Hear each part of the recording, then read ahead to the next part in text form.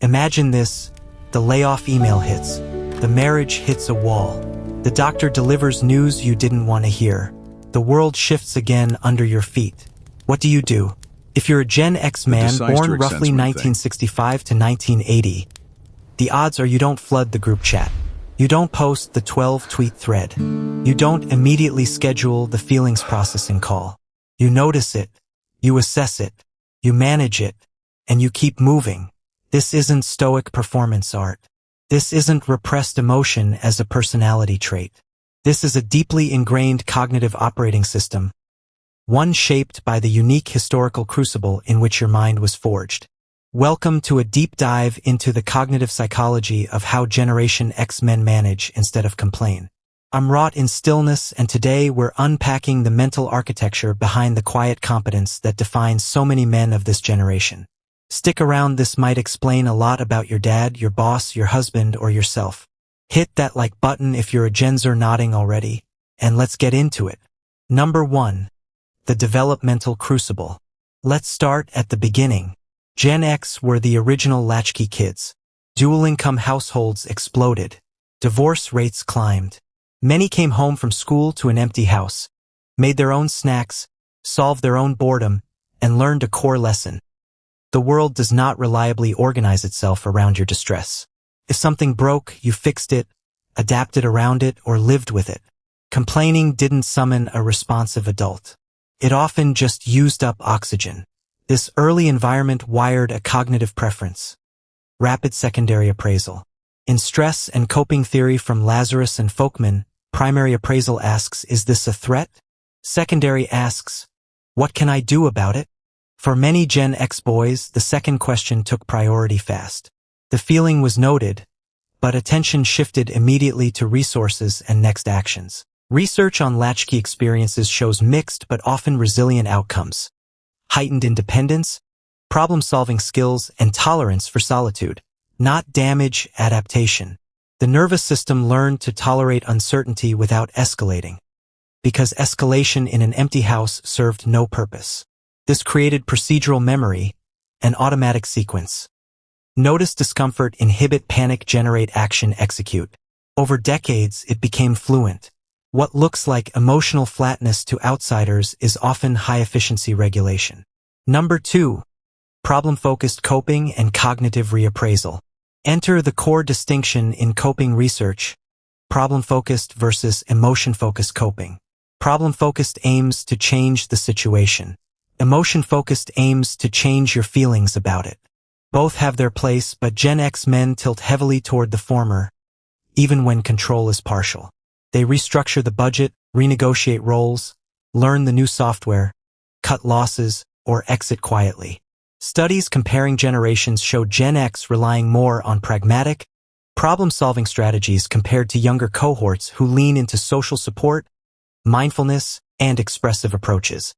Layer on cognitive reappraisal, changing the meaning of the event to alter its emotional impact. This isn't personal failure. It's a constraint I can work. This isn't catastrophe. It's data. Gen X deployed this habitually. It conserves working memory. Rumination and complaint occupy precious cognitive bandwidth. Management frees it for planning and execution. Suppression of expression also plays a role. It has costs, but in the workplaces and peer cultures of the 80s through 2000s, public distress often carried penalties. The system adapted by gating emotion privately and outputting calibrated action. Internal locus of control and self-reliance. Underpinning all of this is a stronger internal locus of control. Julian Rotter's concept. Do outcomes depend on my actions or external forces? Gen X experience.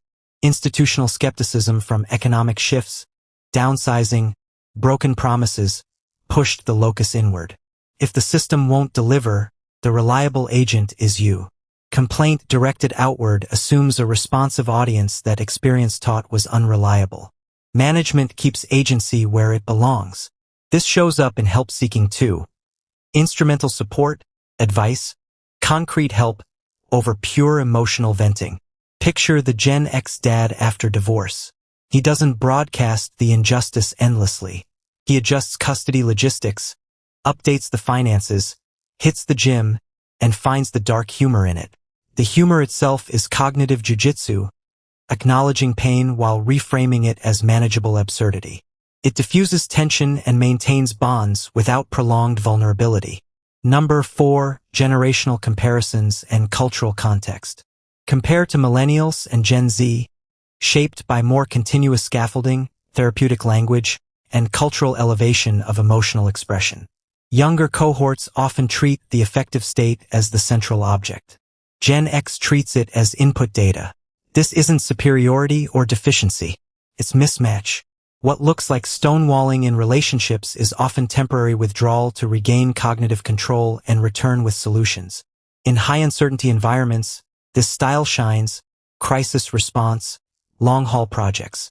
In intimate or expressive cultural moments, it can create friction. Media models reinforced it: competent loners who absorbed hits and continued. Composure under load was the valued performance, a cognitive achievement requiring monitoring, reappraisal, and inhibition. Number 5. The neuroscience and limits. Neuroscience hints at strengthened prefrontal control circuits from repeated practice. Amygdala reactivity modulated by top-down regulation. Not hardwired destiny, but practiced fluency. Limits exist. Uncontrollable loss, illness, irreversible change can lead to underprocessing grief. The periphery gets managed while the core lingers. Over-reappraisal risks minimization. The style conserves resources but can defer emotional accounting. Number 6. Societal impact and modern relevance. Today, this pattern faces new tests. Therapeutic culture values transparency. Younger norms reward expression. Some Gen X men expand their repertoire. Others experience dissonance. Methods that ensured survival now carry social costs. Yet the strengths endure: resilience, competence, low-drama reliability. In a world of constant noise, the ability to manage quietly is an asset. These men aren't empty.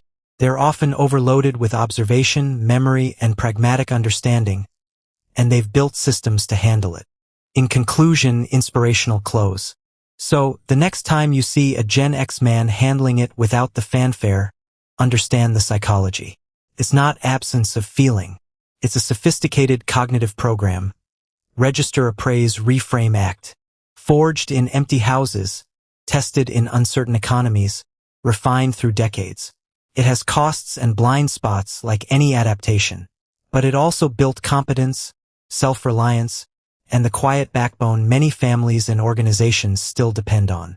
If you're Gen X, recognize your wiring. Leverage the strengths, gently address the gaps. Therapy framed as skill building often resonates. Dark humor still works. Action remains powerful. To everyone else, this style isn't cold. It's calibrated. Appreciate the management. It kept a generation functional when the scaffolding was thin. What do you think? Gen X men in the comments, does this resonate? Younger viewers, how does it land with the men in your life? Drop your thoughts below. If this video helped, subscribe for more deep dives into psychology, generations, and the mind. Share it with someone who needs to hear it. Thanks for watching. Manage well out there. Like, comment, and subscribe. Rot in stillness.